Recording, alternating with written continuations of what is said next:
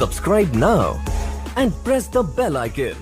ஹெர்மோஸ் ஜலசந்தி பிரதேசத்தை கைப்பற்றுவதற்கு அமெரிக்கா மேற்கொள்ள போகும் 2 தாக்குதல் திட்டங்களும் இதற்காக அமெரிக்கா களமிறக்கி இருக்கக்கூடிய விசேட படைப்பிரிவுகளும் ஹெர்மோஸ் ஜலசந்தி பிரதேசத்திலே ஈரானிய பொறியில் சிக்கி மூழ்கப் போகும் அமெரிக்க கடற்படையும் கத்தார் மற்றும் குவைட்டிலே இருக்கக்கூடிய எண்ணெய் தளங்களை இலக்கு வைத்து மீண்டும் தாக்குதல்களை மேற்கொண்ட ஈரான் அவசரமாக யுத்தத்தினை நிறுத்துமாறும் ஹெர்மோஸ் ஜலசந்தி பிரதேசத்தை விடுவிக்குமாறும் ஈரானுக்கு பின் கதவின் மூலமாக செய்திகளை மிரட்டல்களை அனுப்பியிருக்கக்கூடிய டொனால்ட் ட்ரம்பும் ஈரானின் தரமான பதிலடிகளும் ஹெர்மோஸ் ஜலசந்தி பிரதேசத்திலே ஈரான் விளையாடும் வினைத்திறனான சதுரங்க விளையாட்டும் சிக்கிக்கொண்ட அமெரிக்காவும் ஒட்டுமொத்த மேற்குலகமும் ஈரானிய எண்ணெய் மீதான பொருளாதார தடைகளில் சிலவற்றை அமெரிக்கா நீக்கிவிட்டதா? இதற்கான காரணங்கள் என்ன?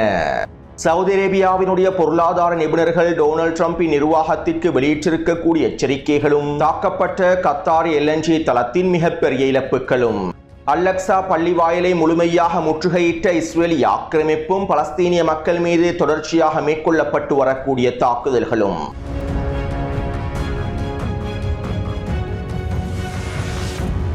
இன்றைய ஈகை திருநாளை முன்னிட்டு ஆயிரக்கணக்கான பலஸ்தீனிய மக்கள் அல்-அக்ஸா பள்ளி வாயிலை நோக்கி விரைந்திருந்தார்கள். ஈகை திருநாள் தொழுகையை மேற்கொள்வதற்காகவும் வணக்க வழிபாடுகளை மேற்கொள்வதற்காகவும் ஆயிரக்கணக்கான பலஸ்தீனிய மக்கள் அல்-அக்ஸா பள்ளி வாயிலை நோக்கி விரைந்தார்கள். இருப்பினும் இன்று அதிகாலையிலேயே இஸ்ரேலிய ஆக்கிரமிப்பு அல்-அக்ஸா பள்ளி வாயிலை முழுமையாக இழுத்து மூடிவிட்டது.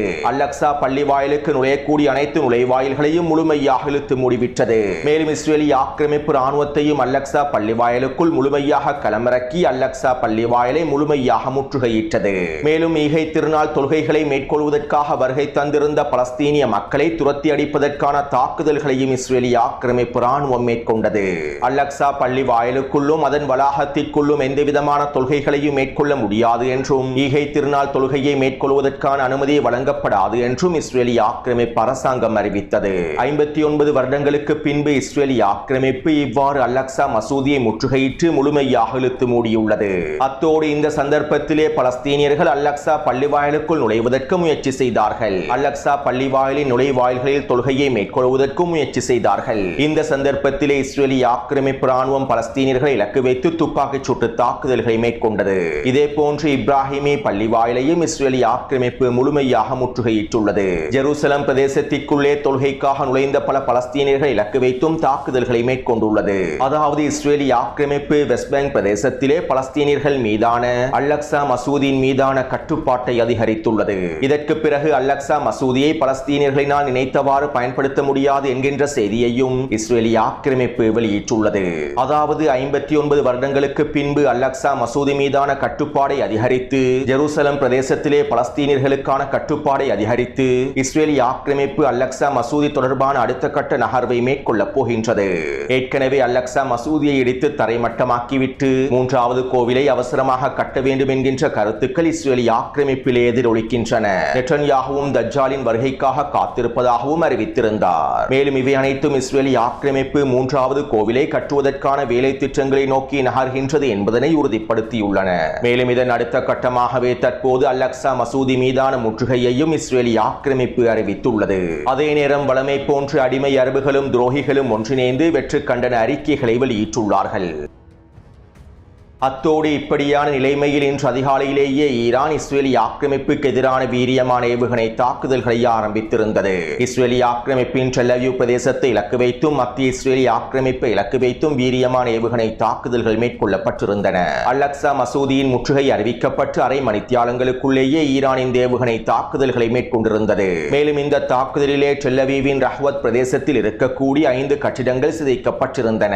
மேலும் குறித்த தாக்குதலிலே 6 வாகனங்கள் அளிக்கப்பட்டன. இந்த தாக்குதல்களினால் 19 நிலத்திடர்கள் படுகாயமடைந்திருப்பதாகவும் தெரிவிக்கப்படுகின்றது. அத்தோடு இந்த தாக்குதலை மேற்கொண்டு ஒரு மணித்தியாலத்திற்கு பிறகு இஸ்ரேலிய ஆக்கிரமிப்பின் பென்குரியன் விமான நிலையத்தினை இலக்கு வைத்தும் டெல் அவீவின் சில பிரதேசங்கள் இலக்கு வைத்தும் அடுத்த கட்ட கிளஸ்டர் வார்ஹெட் ஏவுகணை தாக்குதல்கள் மேற்கொள்ளப்பட்டன. இந்த தாக்குதலிலும் குறித்த பிரதேசத்தில் பல வெடிப்புகள் பதிவாகி இருந்தன. பென்குரியன் விமான நிலையத்திற்கு அருகாமையிலும் வெடிப்புகள் பதிவாகி இருந்தன. அத்தோடு அல்-அக்ஸா மசூதி முற்றுகையிடப்பட்ட செய்தி வெளியானதற்கு பின்பு ஹிஸ்புல்லாஹ் ராணுவத்தில் இராணுவத்தினரும் இஸ்ரேலிய ஆக்கிரமிப்பின் வடக்கு பிரதேசத்தை இலக்கு வைத்து 40க்கும் அதிகமான ஏவுகணை தாக்குதல்களை மேற்கொண்டிருந்தார்கள். இஸ்ரேலிய ஆக்கிரமிப்பின் வடக்கு குடியிருப்பு பகுதிகளை இலக்கு வைத்தே, கட்டிடங்களை இலக்கு வைத்தே இந்த தாக்குதல்கள் மேற்கொள்ளப்பட்டிருந்தன. இதிலே கலிலி பிரதேசத்தில் மாத்திரம் 3 வெடிப்புகள் பதிவாகியுள்ளன. 2 பேர் படுகாயமடைந்து இருப்பதாகவும் ஒருவர் கவலைக்கிடமான நிலைமையில் இருப்பதாகவும் இஸ்ரேலிய ஆக்கிரமிப்பு அறிவித்துள்ளது. அடுத்து சர்வதேச ரீதியில் எண்ணெய் விலையானது பல மடங்கினால் அதிகரிக்கின்றது. எண்ணெய் தட்டுப்பாடும் நாளுக்கு நாள் அதிகரித்துக் கொண்டே செல்கின்றது. அமெரிக்காவுக்குள்ளும் எண்ணெய் விலையேற்றம் மிகப்பெரிய தாக்கத்தை ஏற்படுத்தியுள்ளன. அமெரிக்க மக்கள் ஒவ்வொரு நாளும் எண்ணெய் விலையேற்றத்திற்கு எதிராக கருத்துக்களையும் விமர்சனங்களையும் முன்வைப்பதற்கு ஆரம்பித்து விட்டார்கள். சமூக ஊடக வலைத்தளங்களில் அமெரிக்க மக்கள் டொனால்ட் ட்ரம்பின் நிர்வாகத்திற்கு எதிரான விமர்சனங்களை தொடர்ச்சியாக முன்வைத்து வருகின்றார்கள். ஈரானுக்கு எதிரான போர் அமெரிக்க மக்களிடத்தில் மிகப்பெரிய தாக்கத்தை ஏற்படுத்தியுள்ளது. பதற்ற நிலைமையை உச்சக்கட்ட நோக்கி நகர்த்தியுள்ளது. எண்ணெய் வெளியேற்றத்தினாலும் உணவுப் பொருட்களுடைய வெளியேற்றத்தினாலும் மிகப்பெரிய சிக்கலுக்குள் அமெரிக்க மக்கள் தள்ளப்பட்டுள்ளார்கள். அது மட்டுமல்லாமல் ஹெர்முஸ் ஜலசந்தி பிரதேசம் முழுமையாக இழுத்து மூடப்பட்டிருப்பதனால் விவசாயத்திற்கு தேவையான பசலையை பெற்றுக் கொள்வதிலும் மிகப்பெரிய தட்டுப்பாடு அதிகரித்துள்ளது. இதனால் தற்போது அமெரிக்க விவசாயிகளும் வீதிகளில் களமிறங்குவதற்கு தயாராகி வருவதாக தெரிவிக்கப்படுகின்றது.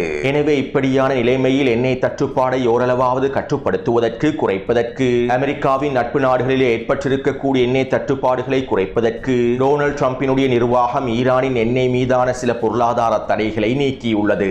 எண்ணெய் விலையேற்றத்தை ஓரளவாவது குறைப்பதற்காகவும் எண்ணெய் தட்டுப்பாடை ஓரளவாவது கட்டுப்படுத்துவதற்காகவும் நாங்கள் ஈரான் எண்ணெய் மீதான சில பொருளாதார தடைகளை நீக்கப் போகின்றோம். இதன் மூலமாக ஈரான் எண்ணெய்களை பெற்றுக்கொண்டு எங்களுடைய நட்பு நாடுகளும் ஈரான் எண்ணெய்களை பெற்றுக்கொண்டு எண்ணெய் தட்டுப்பாட்டை ஓரளவாவது கட்டுப்படுத்த முடியும் என அமெரிக்காவின் கருவூலத்துறைக்கு பொறுப்பான தலைவர் தெரிவித்துள்ளார். மேலும் இதற்கமைவாக இன்று காலை ஈரானின் எண்ணெய் மீதான சில பொருளாதார தடைகள் நீக்கப்பட்டுள்ளன. மேலும் இதன் விளைவாக இன்னும் 3 நாட்களுக்குள் ஈரான் எண்ணெயை பெற்றுக்கொள்ள முடியும் என அமெரிக்காவினுடைய எரிசக்தி அமைச்சரும் கருத்துக்களை வெளியிட்டுள்ளார். அதாவது ஹெர்முஸ் ஜலசந்தி பிரதேசம் முழுமையாக இழுத்து மூடப்பட்டாலும் ஈரான் அதனுடைய எண்ணெய் ஏற்றுமதியை தொடர்ச்சியாக மேற்கொள்கின்றது. ஹெர்முஸ் ஜலசந்தி பிரதேசத்தினூடாக ஈரான் எண்ணெய் கப்பல்கள் தொடர்ச்சியான எண்ணெய் வியாபாரத்தை மேற்கொள்கின்றது. அது மட்டுமல்லாமல் சர்வதேச எண்ணெய் விலையில் தாக்கத்தை ஏற்படுத்தும் வகையில் ஈரான் அதன் எண்ணெயின் விலையையும் அதிகரித்துள்ளது. இதன் மூலமாக ஈரான் ஒரு நாளைக்கு $140 மில்லியன் இலாபமாக ஈட்டிக் கொள்கின்றது. மேலும் இதனை போர் செலவுகளுக்காக பயன்படுத்திக் கொள்கின்றது. தற்போதைய நிலைமையில் போர் செலவுகளை கட்டுப்படுத்த வேண்டியது ஈரானுக்கு மிக முக்கியமான தேவையாகும். எனவே ஈரான் எண்ணெய் ஏற்றுமதியின் மூலமாக கிடைக்கக்கூடிய லாபத்தினை தற்போது போர் செலவுகளுக்காக பயன்படுத்திக் கொள்கின்றது. இது ஒரு மிக நீண்ட போர் என்பதனால், மிக நீண்ட போருக்கு ஈரான் தயாராக இருப்பதனால் போர் செலவுகளை முழுமையாக கட்டுப்படுத்த வேண்டிய தேவை ஈரானுக்கு இருக்கின்றது. இதற்கமைவாகவே ஈரான் ஹெர்முஸ் ஜலசந்தி பிரதேசத்தின் வழியாக எண்ணெய் ஏற்றுமதியினை பல மடங்கினால் அதிகரித்து சர்வதேச சந்தையில் தாக்கம் செலுத்தும் வகையில் எண்ணெயின் விலையையும் அதிகரித்து விற்பனை செய்கின்றது. இதன் மூலமாக கிடைக்கக்கூடிய லாபத்தினை போர் செலவுகளுக்கு பயன்படுத்திக் கொள்கின்றது. அது மட்டுமல்லாமல் அமெரிக்காவோடும் இஸ்ரேலிய ஆக்கிரமிப்போடும் ஈரானுக்கு எதிரான தாக்குதல்களோடு சம்பந்தப்பட்டிராத நாடுகளின் எண்ணெய் கப்பல்களுக்கு ஈரான் அதிகளவான வரியையும் விதித்து வருகின்றது.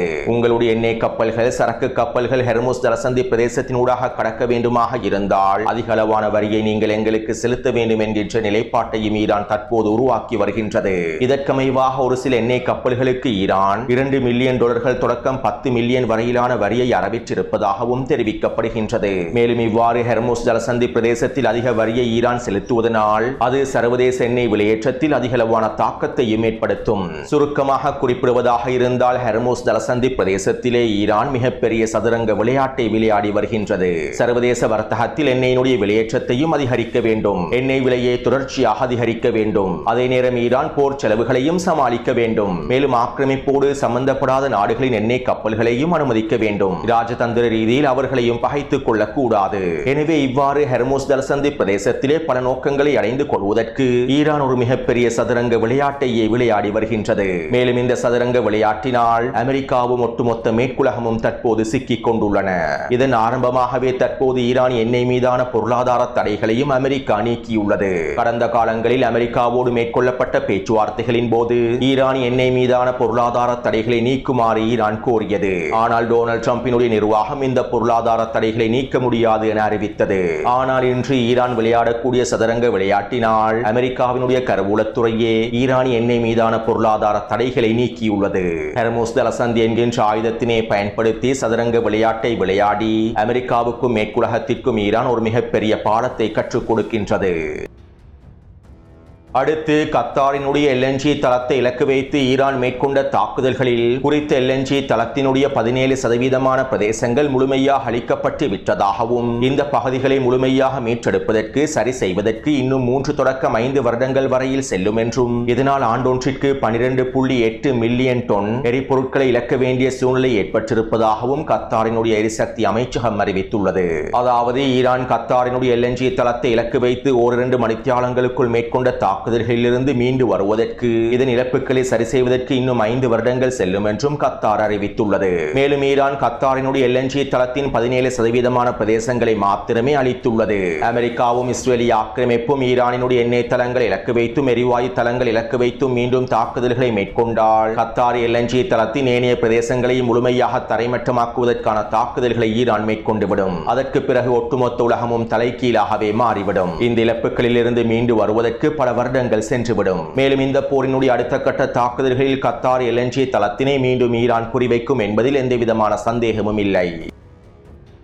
அடுத்து சவுதி அரேபியாவினுடைய பொருளாதார நிபுணர்கள் அவசர எச்சரிக்கைகளை வெளியிட்டுள்ளார்கள். ஈரானுக்கு எதிரான போரானது ஏப்ரல் மாதத்தினை கடந்து செல்லுமாக இருந்தால் இன்னும் 3 வாரங்களுக்கு ஈரானுக்கு எதிரான போர் தொடருமாக இருந்தால் சர்வதேச சந்தையில் எண்ணெய் விலையானது $180 அளவில் உயர்ந்து விடும் என்றும் இதனால் ஒட்டுமொத்த உலகமும் மிகப்பெரிய பொருளாதார நெருக்கடிகளுக்குள் சிக்கிக் கொள்ளும் என்றும் சவுதி அரேபியாவின் பொருளாதார நிபுணர்கள் அமெரிக்காவுக்கு எச்சரிக்கைகளை விடுத்துள்ளார்கள். அதே போன்று அமெரிக்காவில் இருக்கக்கூடிய பொருளாதார நிபுணர்களும் டொனால்ட் ட்ரம்புக்கு எச்சரிக்கைகளை வழங்கியுள்ளார்கள். ஈரானுக்கு எதிராக டொனால்ட் ட்ரம்பின் நிர்வாகம் ஆரம்பித்திருப்பது எபிக் ஃபியூரி அல்ல, எபிக் பிளைண்ட் தாக்குதல்கள் என அமெரிக்காவினுடைய பொருளாதார நிபுணர்களும் விமர்சனங்களை முன்வைத்துள்ளார்கள். மேலும் இதனால் அமெரிக்க மக்கள் மிகப்பெரிய சிக்கலுக்குள் தள்ளப்பட போகின்றார்கள் என்றும் எச்சரிக்கைகளை வெளியிட்டுள்ளார்கள். அத்தோடு இப்படியான நிலைமையில் என்ன செய்வதென்று தெரியாமல் விரக்தி அடைந்து மன அழுத்தத்தினால் பாதிக்கப்பட்டிருக்கக்கூடிய டொனால்ட் ட்ரம்ப் பின் கதவால் ஈரானுக்கு முன்மொழிவுகளை அனுப்பி வருகின்றார். இந்த போரை அவசரமாக நிறுத்துமாறும் ஹெர்முஸ் ஜலசந்தி பிரதேசத்தினை முழுமையாக திறக்குமாறும் டொனால்ட் ட்ரம்ப் சில நாடுகளுடைய வெளியுறவுத்துறை அமைச்சர்களின் பயன்படுத்தி ஈரானிய வெளியுறவுத்துறை அமைச்சருக்கு செய்திகளை அனுப்பி வருகின்றார். மேலும் இந்த செய்தியில் ஈரானுக்கு எதிரான மிரட்டல்களும் வழங்கப்பட்டுள்ளன. அதாவது ஈரான் இந்த போரிலிருந்து விலகுவதாகவும் இந்த போரை நிறுத்துவதாகவும் அறிவிக்க வேண்டும். மத்திய கிழக்கு பிராந்தியத்தில் இருக்கக்கூடிய அமெரிக்க தளங்கள் மீதான தாக்குதல்களை ஈரான் முழுமையாக நிறுத்த வேண்டும். நாங்கள் தாக்குதல்களை நிறுத்திவிட்டோம் என ஈரான் அறிவிக்க வேண்டும். பிறகு பேச்சுவார்த்தைக்கு தயார் என ஈரான் தெரிவிக்க வேண்டும். இல்லாவிட்டால் நாங்கள் ஈரானுக்குள்ளே இருக்கக்கூடிய அடுத்த கட்ட தலைவர்களை இலக்கு வைத்து படுகொலை தாக்குதல்களை ஆரம்பிப்போம் என டொனால்ட் ட்ரம்பினுடைய நிர்வாகம் ஈரானுக்கு செய்திகளை மிரட்டல்களை அனுப்பி வைத்துள்ளது. மேலும் இந்த போரை நாங்கள் நிறுத்தப் போவதில்லை, மத்திய கிழக்கு பிராந்தியத்திலிருந்து அமெரிக்காவை முழுமையாக வெளியேற்றும் வரை இந்த போரை நாங்கள் நிறுத்தப் போவதில்லை என ஈரானிய தலைமை பதிலடிகளை வழங்கியுள்ளார்கள். இதைத் தொடர்ந்தே இன்றைய தினத்திலிருந்து அமெரிக்காவும் இஸ்ரேலிய ஆக்கிரமிப்பும் அடுத்த கட்ட படுகொலை தாக்குதல்களை ஈரானுக்குள் ஆரம்பித்துள்ளது. இதற்கமைவாக இன்று காலை மேற்கொள்ளப்பட்ட வான்வழி தாக்குதல்களில் மூத்த ஊடக பேச்சாளர்களில் ஒருவரான சர்தார் அலி முகமது நைனி அவர்கள் படுகொலை செய்யப்பட்டுள்ளார். மேலும் இவரோடு சேர்ந்து 2 தளபதிகளும் படுகொலை செய்யப்பட்டிருப்பதாக தெரிவிக்கப்படுகின்றது. அடுத்து அமெரிக்கா ஹெர்முஸ் ஜலசந்தி பிரதேசத்தினை கட்டுப்படுத்துவதற்காக கைப்பற்றுவதற்காக 2 தாக்குதல் திட்டங்களை வகுத்துள்ளது. மேலும் இதற்கமைவாக அமெரிக்காவினுடைய USS ட்ரிபோலி மற்றும் USS பாக்சர் கடற்படை குழுக்களையும் ஹெர்முஸ் ஜலசந்தி பிரதேசத்தை நோக்கி அனுப்பி வைத்துள்ளது. இதிலே மொத்தமாக 5000க்கும் அதிகமான கடற்படை அதிகாரிகளும் சிப்பாய்களும் இருப்பதாக தெரிவிக்கப்படுகின்றது. மேலும் இவர்கள் நீர்நில தாக்குதல்களை மேற்கொள்வதில் சிறப்பு தேர்ச்சி பெற்றவர்கள் என்றும் தெரிவிக்கப்படுகின்றது. அதாவது ஹெர்முஸ் ஜலசந்தி பிரதேசத்தினை முழுமையாக கைப்பற்ற வேண்டுமாக இருந்தால் அமெரிக்கா அதனுடைய கட்டுப்பாட்டுக்கு கீழால் கொண்டு வர வேண்டுமாக இருந்தால் ஹெர்முஸ் ஜலசந்தி பிரதேசத்தோடு காணப்படுகின்ற ஈரானிய கடற்கரை பிரதேசங்களை கரையோர பிரதேசங்களை முழுமையாக கைப்பற்ற வேண்டும். குறித்த வரைபடத்திலே சிவப்பு நிற வளையத்தினால் காண்பிக்கப்பட்டிருக்கக்கூடிய ஒட்டுமொத்த கரையோர பிரதேசங்களையும் அமெரிக்கா கைப்பற்றினால் மாத்திரமே ஹெர்முஸ் ஜலசந்தி பிரதேசத்தை அமெரிக்காவினுடைய கட்டுப்பாட்டுக்கு கீழால் கொண்டு வர முடியும். மேலும் இதற்கமைவாகவே தற்போது விசேட படைப்பிரிவுகளை டொனால்ட் ட்ரம்பினுடைய நிர்வாகம் அனுப்பி வைத்துள்ளது. இந்த போர்க்கப்பலும் படைகளும் இன்னும் 3 நாட்களுக்குள் ஓமான் வளைகுடா பிரதேசத்தை சென்றடைந்துவிடும் என்றும் பிறகு ஆப்ரஹாம் லிங்கன் போர்க்கப்பலோடு ஒன்றிணைந்து ஹெர்முஸ் ஜலசந்தி பிரதேசத்தில் இவர்கள் களமிறங்குவதற்கு தயாராகுவார்கள் என்றும் தெரிவிக்கப்படுகின்றது. அத்தோடு 2வதாக ஈரானுக்கு உச்சழுத்தங்களை வழங்கும் நோக்கத்தோடு காக் தீவை முழுமையாக கைப்பற்றுவதற்கும் அமெரிக்கா திட்டமிட்டுள்ளது. ஹெர்முஸ் ஜலசந்தி பிரதேசத்தில் இருக்கக்கூடிய கரையோர பகுதிகளை கைப்பற்ற முடியாவிட்டால் காக் தீவை முழுமையாக கைப்பற்றி ஈரானுக்கு உச்சழுத்தங்களை வழங்கி ஹெர்முஸ் ஜலசந்தி பிரதேசத்தினை திறப்பதற்கான முடிவுகளை எடுக்க முடியும் என டொனால்ட் ட்ரம்பினுடைய நிர்வாகம் திட்டமிட்டுள்ளது. எனவே தற்போது ஹெர்முஸ் ஜலசந்தி பிரதேசத்தினை கைப்பற்றுவதற்கு டொனால்ட் ட்ரம்பின் நிர்வாகம் இந்த 2 தாக்குதல் திட்டங்களையுமே பின்பற்றப் போகின்றன. அதே நேரம் இந்த தாக்குதல் திட்டங்களை முறியடிப்பதற்கான எல்லாவிதமான வேலை திட்டங்களையும் ஈரானிய கடற்படையினரும் தரைப்படையினரும் மேற்கொண்டு விட்டார்கள். ஹெர்முஸ் ஜலசந்தி பிரதேசத்திலே வைக்கப்பட போகும் பொறியில் அமெரிக்க படைகள் கொத்து கொத்தாக அளிக்கப்பட போகின்றார்கள். மேலும் ஹெர்முஸ் ஜலசந்தி பிரதேசத்திலே அமெரிக்கா மிகப்பெரிய தோல்வியை சந்திக்கப் போகின்றது. இதற்கான எல்லாவிதமான தயார்படுத்தல்களையும் ஈரானிய தரப்பினர் முழுமையாக முடித்து விட்டார்கள். அடுத்து அடிமை அரபு நாடுகளில் இருக்கக்கூடிய அமெரிக்க நலன்களுக்கு எதிராக அமெரிக்க தளங்களுக்கு எதிரான ஈரானின் தாக்குதல்கள் தொடர்கின்றன. இதற்கமைவாக கத்தாரில் இருக்கக்கூடிய பரக்கா அல் அவாமிர் பிரதேசத்திலே உள்ள எண்ணெய் தளம் ஒன்றை இலக்கு வைத்து எண்ணெய் களஞ்சிய சாலை ஒன்றை இலக்கு வைத்து ட்ரோன் தாக்குதல்கள் மேற்கொள்ளப்பட்டிருந்தன. இந்த தாக்குதலிலே குறித்த எண்ணெய் தளமானது தீப்பற்றி இருப்பதாக தெரிவிக்கப்படுகின்றது. மேலும் இதைத் தொடர்ந்து குவைட்டிலே இருக்கக்கூடிய மினா அல் அஹமதி எண்ணெய் தளத்தை இலக்கு வைத்து ஈரான் மீண்டும் ட்ரோன் தாக்குதல்களை மேற்கொண்டிருந்தது. இந்த தாக்குதலிலே குறித்த எண்ணெய் தளமானது மீண்டும் சேதமடைந்திருப்பதாக தீப்பரவல் அதிகரித்திருப்பதாக தெரிவிக்கப்படுகின்றது. அதே போன்று துபாயில் இருக்கக்கூடிய 3 தளங்களை இலக்கு வைத்து தாக்குதல்கள் மேற்கொள்ளப்பட்டுள்ளன. இருப்பினும் இவை தொடர்பான தகவல்களை துபாய் முழுமையாக மூடிமறைத்து விட்டது. அதே போன்று பஹ்ரைனில் இருக்கக்கூடிய தளங்கள் இலக்கு வைத்தும் தாக்குதல்கள் தொடர்ச்சியாக மேற்கொள்ளப்பட்டு வருகின்றன. இதற்கமைவாக இன்று காலை பஹ்ரைனில் 4 வெடிப்புகள் பதிவாக இருப்பது உறுதி செய்யப்பட்டுள்ளது. எனவே இந்த காணொலி தொடர்பான கருத்துக்களை பதிவிடுங்கள். தொடர்ந்தும் என்னுடன் இணைந்திருங்கள். நன்றி, வணக்கம். Subscribe now and press the bell icon.